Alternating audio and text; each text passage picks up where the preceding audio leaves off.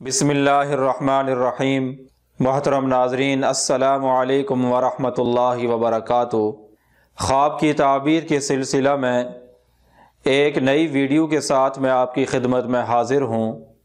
تو آئیے شروع کرتے ہیں آج کی یہ ویڈیو۔ آج کی یہ ویڈیو خواب میں حجر اسود دیکھنے کی تعبیر سے متعلق ہے۔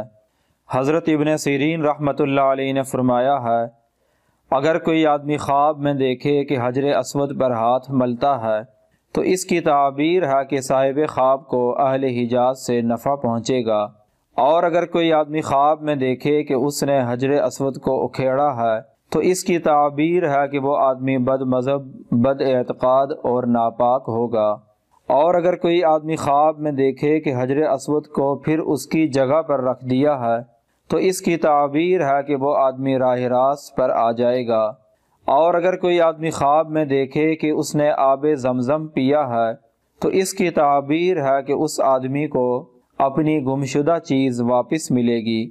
حضرت ابراہیم کرمانی رحمۃ اللہ علیہ نے فرمایا ہے، اگر کوئی خواب میں دیکھے کہ حجر اسود کو بوسے دیتا ہے اور اس پر اپنا منہ ملتا ہے تو اس کی تعبیر ہے کہ اس کے دین میں خیر ہوگی، اور وہ آدمی اہل علم میں سے ہوگا، اور وہ آدمی اہل علم سے ملے گا۔